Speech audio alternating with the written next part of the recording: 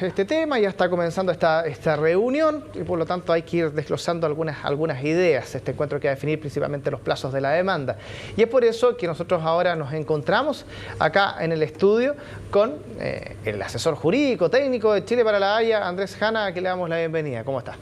Germán, muchas gracias. A ver, se habla de plazos a los cuales Chile podría optar y una de las, hay dos como líneas, algunos que dicen que no, aquí tenemos que tomarnos bastante tiempo porque Bolivia estuvo bastante tiempo también estudiando esta demanda, y otros que dicen no, esto es casi pan comido en lo buen chileno y por lo tanto tiene que ser cortito para matar todo esto rápido. ¿Qué caminos se deben optar en un tema que es netamente judicial y que puede llegar a ser complejo también en términos de contenido? Sí. Estadísticamente los plazos van entre 6 y 12 meses. Si bien recordamos nosotros, ¿cierto? Recordamos bien, el plazo con Perú fueron 12 meses. Yo diría que normalmente los plazos en la Corte Internacional de Justicia son más largos que lo que uno esperaría. Y son más largos porque hay toda una logística además asociada. Esto hay que traducirlo, esto es en inglés, hay que traducirlo también al francés. Hay que presentar una serie de documentos, entonces el tiempo se hace poco, esa es la experiencia. Ahora, esto de si hay que hacerlo corto para demostrar que el caso no tiene mucho fundamento, o más bien largo porque ellos han tenido mucho tiempo, no me parecen a mí que sean consideraciones las apropiadas. Uno necesita un tiempo razonable para preparar una defensa y digamos adicionalmente, respecto a un caso, el que todavía solo conocemos 8 o 9 páginas. Si la solicitud boliviana son 8 o 9 páginas y para ser franco, uno la lee y tiene la impresión de que hay muchas cosas que son muy generales y están muy poco especificadas. Entonces, el caso de Bolivia todavía ni siquiera ha sido realmente presentado. Entonces a mí me parecería que este es el caso en que normalmente siendo Estado uno tendrá un plazo que irá, no sé, yo calculo que irá entre los 10 meses, por ahí será probablemente eso, es como lo prudente, ¿no? Ahora, la complejidad de este caso pasa por el objetivo final de Bolivia, que es tratar de recuperar un territorio en el mar o un pasadizo hacia el mar, en fin, como uno lo quiera llamar, o un corredor, o por otro lado, en términos del contenido jurídico de los argumentos que ellos están planteando. Debe haber diferencias de matices ahí que deben ser importantes y la complejidad del caso pasa por los dos factores, por uno de ellos con mayor parte. Sí, ahora, yo no he dicho, o a mí por lo menos no me parece que este sea un caso complejo del punto de vista jurídico, que es lo que a mí me toca evaluar. La petición boliviana que ha sido formulada a la Corte, en ese sentido es importante considerar que donde uno tiene que poner el foco cuando analiza estos casos es lo que se llaman las submissions, qué es lo que se le está pidiendo a la Corte. Y eso hay que especificarlo, hay que escribirlo y ponerlo en una o dos líneas. Eso es lo importante, qué es lo que le está pidiendo. Y Bolivia lo que le está pidiendo a la Corte es en el fondo que obligue a Chile a cederle un territorio soberano para que tenga acceso soberano al mar. Y eso en realidad no es necesariamente una obligación de negociar, es una obligación más bien de ceder territorio. Y eso desde el punto de vista del derecho internacional es una petición, digámoslo, mayor, gigantesca, que no tiene precedentes. Entonces, de esa perspectiva, a mí me parece que el caso, yo no lo calificaría de complejo, me parece que es un caso desde el punto de vista jurídico que no tiene esa complejidad, pero insisto, la verdad es que todavía el caso de Bolivia se conoce muy poco, porque lo que han sido sus presentaciones son muy generales y en realidad todavía no han puesto ahí cuáles son los fundamentos de su petición. Veremos cuáles son, pero de lo que hemos visto hasta ahora, de lo que conocemos hasta ahora, yo por lo menos no calificaría el caso de complejo. Por supuesto que dejo de lado, Germán, lo que son las consideraciones, llamémoslo de política internacional, sí, y políticas que hemos visto que Evo Morales hace una serie de declaraciones muy agresivas y hay todo un tema en ese respecto. Ahora, en ese sentido no olvidemos que ya la OEA decidió, o mejor dicho, cuando la OEA iba a decidir que no iba a revisar la discusión del tema marítimo porque el caso estaba en la Haya, Bolivia decidió retirarlo. Entonces, de alguna manera, también el caso ha ido simplificando un poco ese escenario, ¿no? Ahora, es un escenario que obviamente va a estar en análisis durante los próximos meses. Esto, desde el punto de vista político, claro, puede generar ciertos desgastes, sobre todo por las palabras que hemos escuchado este último tiempo del presidente Evo Morales. Sí. Pero desde el punto de vista jurídico, de ser esto un caso relativamente, que se entienda, pero relativamente fácil de abordar para Chile, y que se zanje con La Haya. ¿Se zanja el tema desde el punto de vista jurídico este conflicto con Bolivia? Y si Bolivia quisiera volver en algún minuto a retomar el camino de llegar al mar, ¿tiene que ser por vías ya sea políticas, de conversación, diplomáticas, en fin, sociales? Digámoslo, déjeme decirlo de la siguiente manera. Solo una decisión de la Corte podría tener el valor vinculante y obligatorio para poner a Chile en la necesidad de tener que entregar, ¿no es cierto?, o negociar o entregar o lo que sea, digamos, que sea la petición boliviana del acceso soberano al océano Pacífico.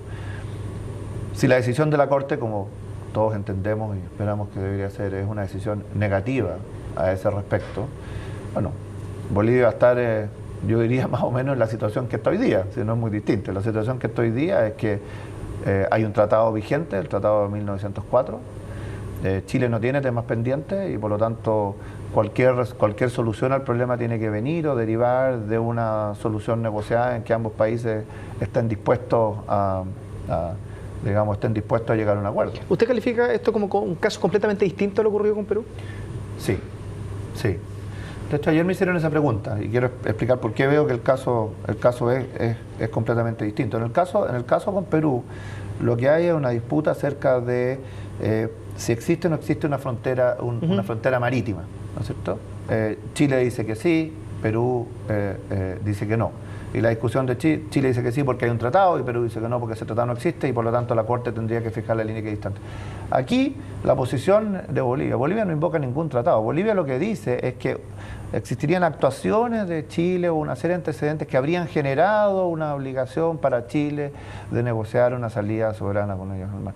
Y en ese sentido estamos hablando de fuentes de obligaciones bastante más difusas y problemáticas desde el punto de vista del derecho internacional. Entonces yo por lo menos no veo analogías o conexión entre un caso u otro, salvo una nomás, que los dos están fundados en el Pacto de Bogotá y que los dos están en la Corte Internacional. Ahora, esas actuaciones a las que alude Bolivia, ¿cuáles serían, y si es que esas eventualmente podrían generar ruido, no un efecto negativo para Chile, sino que ruido dentro de este proceso que va más allá adelante y que por lo demás son varios años ya?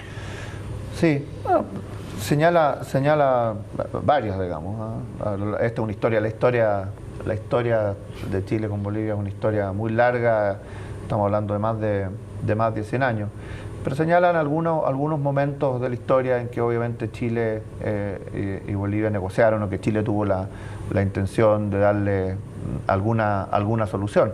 Pero todas esas instancias son instancias que están completamente terminadas y acabadas y ya su minuto tuvieron su momento y ese momento pasó. O sea, no pasa más que ser una anécdota, entre comillas, dentro del proceso. No es una anécdota, sino que es un hecho concluido desde el punto de vista jurídico. Ellos obviamente intentarán ponerle peso a eso, ¿eh? Pero estoy hablando por ejemplo del año 75, ¿no? Conocido abrazo de Charaña y todo eso. Pero son hechos desde el punto de vista nuestro y la verdad de la historia que están concluidos y terminados. Entonces, insisto, esto es como crear o inventar o hacer decir que existe una obligación. Estos son los famosos derechos expectativos, creados a partir de las expectativas que serían formado la conducta. Y eso como fuente de la obligación del derecho internacional. Y no solo como fuente de obligaciones, sino que fuente de obligaciones para obligar a un Estado a entregar un territorio soberano. Es un salto muy grande, no se ha visto, un salto muy grande. Es lo que quiero decir desde el punto de vista de los principios del derecho internacional, una cosa muy mayor. O sea, muy poco probable que eso ocurra, que haya una resolución positiva para Bolivia en ese sentido. Sí, yo creo que no puede tener confianza que la posición de Chile, o sea, desde el punto de vista jurídico, Chile está en una posición firme. Quiero aprovechar solamente para finalizar, bueno, deberíamos estar a puertas ya de recibir el fallo de La Haya con respecto al caso con Perú. ¿Se manejan ciertas fechas, ciertos periodos o no? ¿O esto hay que esperar? ¿Cuántos días antes tiene que avisar La Haya para decir, ¿saben qué? Vamos a estar en 2 semanas, 3 semanas, un mes, ¿cuánto?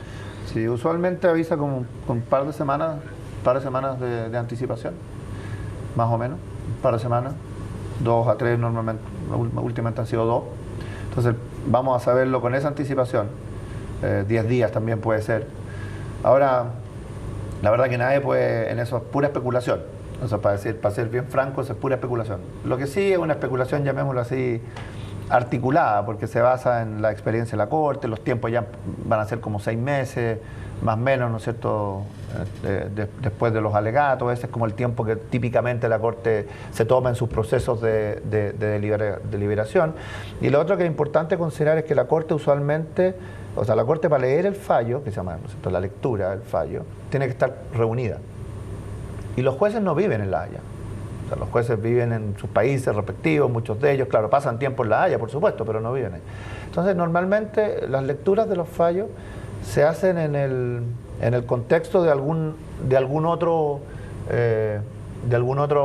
alegato que en ese momento esté teniendo la Corte. Por ejemplo, la Corte hace poco tuvo el caso de Tailandia con Camboya, y ahí se leyó una decisión de un caso de Burkina Faso. Y ahora, el 25 de julio, si no me equivoco, es decir, en 2 semanas, empieza un caso muy interesante, que es el caso en que Australia demandó a Japón por la caza de ballenas. Se llama el whaling case, el caso de las ballenas.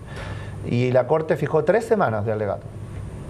Y uno pensaría que durante los recesos de alegato, por ejemplo, existe una posibilidad que, estando reunida la Corte, leyera el fallo. Pero insisto, eso es pura especulación basada en hechos quizás pero si no, debería pasar mucho más tiempo que eso, porque además después, viene el verano europeo y los jueces no están, o sea, agosto un mes que eso no va a ocurrir. A ver, volviendo un poco al tema boliviano, se me quedan en el tintero las palabras de Evo Morales, que han sido bastante fuertes críticas hacia el gobierno chileno, hacia el presidente Sebastián Piñera específicamente. Eso para entender un poco el funcionamiento de la estructura con la que opera La Haya, los jueces de La Haya. Ese tipo de declaraciones, ese tipo de cosas que se pueden empezar a generar este ambiente de confrontación, ¿pueden tener algún tipo de incidencia dentro del proceso, o es nada más que el carril político que todos sabemos que se puede ir quizás manejando de manera paralela? Sí, yo diría que es más que todo carril político, y yo pensaría que Evo Morales lo que hace es que le habla al propio Bolivia cuando hace esas cosas, porque es importante tener en cuenta lo siguiente, y luego voy a la respuesta. Hoy día se van a reunir los agentes. En los próximos días la Corte va a decir cuál es el calendario procesal para la primera etapa, memoria y contramemoria. Y eso significa, las memorias no son públicas. Digamos que la Corte fija 1 año, 10 meses. Eso significa que vamos a estar recibiendo la memoria de Bolivia, no sé, abril o mayo, ¿no es cierto?, del próximo año. Ese hecho se va a hacer, pero la memoria solamente la va a conocer Chile y no va a ser pública, no la va a conocer nadie en Bolivia. Después van a venir los otros 10 o 12 meses, o los que sean, que le va a corresponder a Chile. O sea, estamos hablando casi de 2 años. Y tampoco va a ser pública. Entonces, en realidad, este es un proceso en que el proceso, y después de eso vendrá probablemente la réplica. Bueno, habrá que ver si Chile opone o no opone objeciones preliminares, ahí podría acelerarse el proceso. Si Chile opone objeciones preliminares son 3 meses, hasta 3 meses después de la presentación de la contramemoria boliviana. Entonces, eso podría ser un proceso más corto y que hubiera alegatos un poco antes, pero la verdad es que aquí podemos estar en un tiempo bastante largo en que no existan noticias, sino que la noticia sea tan simple como se presentó la memoria, se contestó, se presentaron objeciones preliminares, hasta que uno vea alegatos, que es como la forma más visible de aproximarse al caso, y tampoco van a conocerse los contenidos específicamente. Entonces, de alguna manera yo creo que esto es una forma también de mantener políticamente activo el tema. Ahora, dicho sea eso, los jueces de la Haya no viven en una torre de marfil, o sea, de alguna manera están atentos a lo que ocurre en el mundo, son personas generalmente vinculadas al derecho internacional o a lo que ocurre en el mundo internacional, y además los jueces de la Haya interactúan con la gente, son profesores de derecho internacional, o sea, y por lo tanto, bueno, uno pensaría que están atentos, digamos, a lo que ocurre con los casos que ellos ven. Pero en general, todo juez, de La Haya, de Santiago, el juez que sea, no le gusta o le resulta algo incómodo que los casos que ante ellos se ventilan sean de alguna manera o surjan incidentes paralelos o agresiones verbales o cosas por el estilo, cualquier juez. Por lo tanto, a mí me parecería que todas esas escaramuzas o esos ataques personales, si tienen algún interés en generar una cierta imagen o visión ante la Corte, mi impresión es que son solo negativas. son solo imágenes negativas. Eso es solamente costos, no veo ningún beneficio en tratar de hacer eso. ¿Sabes que se lo preguntaba? Porque llevándolo a un hecho súper como cotidiano, como para ir poniendo en paralelo, entender mejor la situación. Generalmente las personas, me incluyo todo, de repente ciertos problemas personales de la vida diaria, todos creemos que lo podemos solucionar a través de la justicia. Y que la justicia, un juez, un abogado, alguien me va a escuchar y me va a tratar de solucionar esto cuando las leyes no todo lo regula, sí, sino que ciertos aspectos. Pero ese ruido genera obviamente una sensación dentro del ambiente y de tratemos de ayudar a esta persona. Sí. Ese tratemos de ayudar a un pueblo boliviano desgastado, un pueblo boliviano que no tiene recursos, un pueblo boliviano con la salida al mar, un pueblo boliviano que le ha sufrido, bla, bla, bla, bla, bla. Generar esa sensación, ¿se puede lograr en una corte como La Haya? ¿O en ese sentido se encuentran completamente un poco desmarcados de quizás esas otras situaciones que sí se puede dar en hechos más cotidianos? Bueno, de nuevo, la Corte de La Haya forma parte del mundo y en consecuencia conoce cuál es la situación, digamos, del mundo y por supuesto, digamos, si llega a la Corte de La Haya una parte que se presenta como víctima o que efectivamente tenga como víctima, bueno, tratará de conseguir. No, por último, nada más que voy a acotar, lo que pasa es que, claro, La Haya tiene jueces que no es como, son multiculturales, de orígenes jurídicos distintos, y por eso que digo yo que de repente puede tocar en el corazón de alguno de esos jueces, digo yo. Bueno, por eso la pregunta es pertinente, ¿eh? Sí. Es una buena pregunta y una pregunta que no, digamos que no está ausente del mundo internacional, porque de nuevo hay 15 jueces en principio, más los ad hoc de orígenes culturales muy distintos y también con tendencias dentro del derecho internacional que también son distintas, pero al final La Haya es una corte de derecho y finalmente lo que prevalecen en La Haya son los argumentos jurídicos. Y en ese sentido es interesante porque el derecho, Germán, tiene una virtud de reducir las cosas. O sea, las cuestiones diplomáticas, de alguna manera, claro, limpia. Y eso es lo que ocurrió un poco con la discusión con Bolivia. Bolivia al meter el caso en La Haya lo que hace es lo reduce a una cuestión jurídica, no a una cuestión diplomática ni histórica. Por supuesto que en todo caso uno siempre trata de presentarle a la Corte la visión de que esto es algo que se requiere, pero finalmente hay una cuestión jurídica. Y por otro lado, la historia, en ese sentido, yo estoy, bueno, muy tranquilo, pero la historia muestra que la conducta de Chile siempre ha sido una conducta que no merece reproche. Por lo tanto, esta idea de presentarse o no como víctima, finalmente hay que ser capaz de demostrarla en los papeles. Muchas gracias, Andrés Jana, por estar junto a nosotros. Gracias, Germán. Gracias a usted. Listo, que esté muy bien.